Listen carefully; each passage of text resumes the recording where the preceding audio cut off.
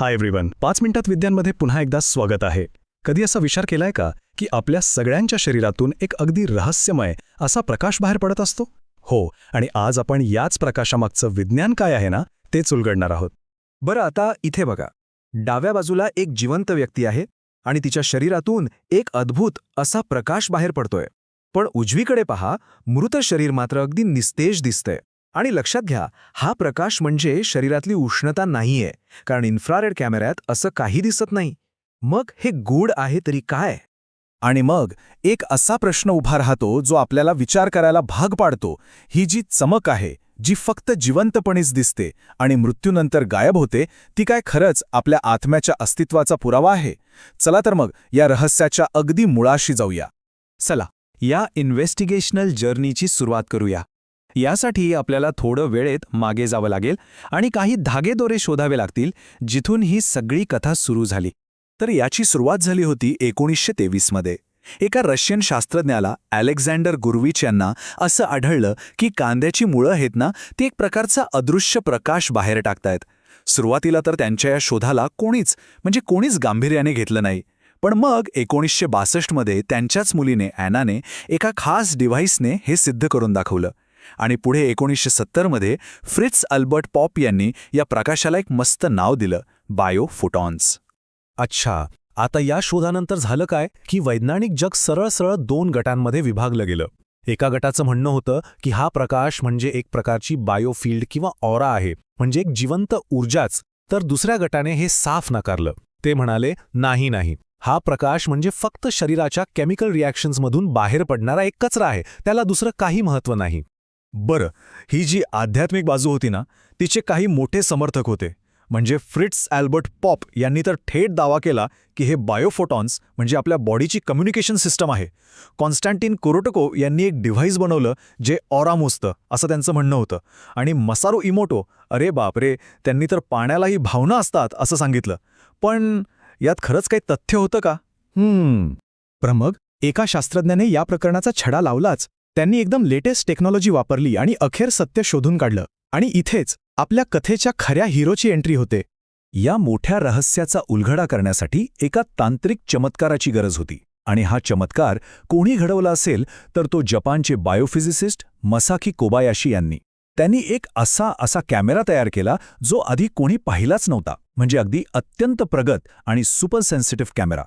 हा कॅमेरा इतका संवेदनशील होता की त्याला -120 डिग्री सेल्सिअसपर्यंत थंड केलं जायचं. विचार करा. पण का? कारण यामुळे कोणताही बाहेरचा अनावश्यक प्रकाश, ज्याला वैज्ञानिक भाषेत थर्मल नॉईज म्हणतात, तो पूर्णपणे नाहीसा व्हायचा. म्हणजे हा कॅमेरा अगदी एका सिंगल फोटॉनलाही अचूकपणे पकडू शकायचा. तर कोबायाशी यांनी काय केलं? त्यांनी एका उंदरावर एक अगदी अचूक प्रयोग केला. त्यांनी एकाच वेळी उंदराच्या मेंदूतील इलेक्ट्रिकल ॲक्टिव्हिटी, ऑक्सिजनची पातळी आणि त्यातून निघणारा प्रकाश मोजला. आणि त्यांना जे दिसलं ना, ते धक्कादायक होतं, पण अगदी स्पष्ट होतं. मेंदूची क्रिया जेवढी जास्त, तेवढाच प्रकाशही जास्त. वाह! तर मग आता वेळ आली आहे त्या मोठ्या खुलाशाची, ज्याची आपण सगळेच वाट बघतोय. आपल्या शरीरातून ही चमक काय येते, यामागचं खरं वैज्ञानिक कारण काय आहे? चला पाहूया. या सगळ्या प्रकाशामागचा खरा सुपरस्टार आहे रिॲक्टिव्ह ऑक्सिजन स्पीसीज किंवा सोप्या भाषेत ROS. आता हे ROS म्हणजे काय? तर बघा, जेव्हा आपल्या पेशी ऊर्जा तयार करतात ना, तेव्हा या प्रोसेसमध्ये हे ROS नावाचे रेणू एक बाय प्रॉडक्ट म्हणून तयार होतात. आणि याचा अगदी पक्का पुरावा मिळाला एका वनस्पतींच्या प्रयोगातून. काय केलं त्यांनी? 2 रोपांना व्हायरसचा संसर्ग दिला. मग एका रोपाला ROSला निष्क्रिय करणारं एक अँटीऑक्सिडंट दिलं. आता काय झालं माहितीये? ज्या रोपाचं संरक्षण केलं नव्हतं ना, ते व्हायरसशी लढताना जास्त चमकू लागलं. पण ज्याला अँटीऑक्सिडंट दिलं होतं ना, त्याची चमक तब्बल 80% कमी झाली. यावरून हे अगदी स्पष्ट झालं की ROS आणि प्रकाश यांचा थेट संबंध आहे. ROS कमी तर प्रकाशही कमी. तर मग ही सगळी प्रोसेस चालते कशी? अगदी सोपं आहे. आपल्या पेशी ऊर्जा बनवतात. या प्रोसेसमध्ये ROS नावाचा एक टाकाऊ पदार्थ तयार होतो. आता हे ROS रेणू खूप अस्थिर असतात. मग ते इतर पेशींमधून इलेक्ट्रॉन चोरतात आणि याच रासायनिक गडबडीत प्रकाशाचे कण म्हणजे फोटॉन्स बाहेर पडतात. म्हणून लक्षात ठेवण्यासारखा महत्त्वाचा मुद्दा काय आहे? तर जास्त ॲक्टिव्हिटी किंवा स्ट्रेस म्हणजे जास्त मेटाबॉलिझम, जास्त ROS आणि परिणामी जास्त चमक. तर मग आता हे अगदी स्पष्ट झालंय, हा काही आध्यात्मिक चमत्कार वगैरे नाहीये, तर हे प्युअर सायन्स आहे. आता आपण हे पाहूया की या माहितीचं खरं महत्त्व काय आणि त्याचा आपल्या रोजच्या आयुष्यात काय उपयोग होऊ शकतो. आता जरा दोन्ही बाजूंची तुलना करून बघूया. पॉप यांचा तो सुसंगत प्रकाशाचा दावा तो विज्ञानाच्या कसोटीवर टिकलाच नाही. कोरोटकोव यांचं ते उपकरण ऑरा वगैरे काही मोजत नव्हतं, तर प्रत्यक्षात ते आर्द्रता आणि दाब मोजत होतं. आणि एमोटो यांचे प्रयोग ते तर कधी पीअर रिव्ह्यू झालेच नाहीत.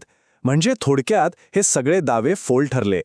याचा सरळ सरळ अर्थ असा आहे की हा प्रकाश काही आत्म्याचा संदेश वगैरे नाही. तो आपल्या पेशींनी, आपल्या सेल्सनी मदतीसाठी दिलेला एक प्रकारचा धोक्याचा इशारा आहे. एक SOS सिग्नल आहे असं समजा. आणि हा सिग्नल किती महत्त्वाचा असू शकतो याचा अंदाज या एका आकड्यावरून येईल.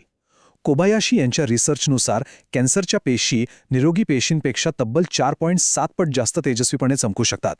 हे अविश्वसनीय आहे. जरा विचार करा, याचा अर्थ मेडिकल फील्डमध्ये एक क्रांती होऊ शकते. कॅन्सरचा ट्यूमर तयार होण्याच्या आधीच त्याचं निदान शक्य होऊ शकतं. इतकंच नाही तर आपल्या शरीरातील सूज, स्ट्रेस आणि आपलं जे बॉडी क्लॉक असतं ना, ते सुद्धा या प्रकाशावरून मोजता येईल. म्हणजे हे भविष्यातल्या मेडिकल ट्रीटमेंटसाठी एक खरंच गेम चेंजर ठरू शकतं. तर मग जाता जाता एक विचार करण्यासारखा प्रश्न, नाही का? जर आपल्या पेशी स्ट्रेसमध्ये असताना चमकतात, तर आपलं शरीर आपल्याला आणखी अशी कोणती रहस्य सांगत असेल ज्यांच्याकडे आपलं आजपर्यंत कधी लक्षच गेलं नाही? जर आजच्या या विज्ञान सफारीत मजा आली असेल ना, तर लाईक बटन नक्की दाबा, हे सगळ्यांसोबत शेअर करा आणि अशाच इंटरेस्टिंग माहितीसाठी सबस्क्राईब करायला अजिबात विसरू नका. तुमचे काय विचार आहेत हे खाली कमेंट्समध्ये नक्की सांगा. भेटूया मग उद्या याच वेळी.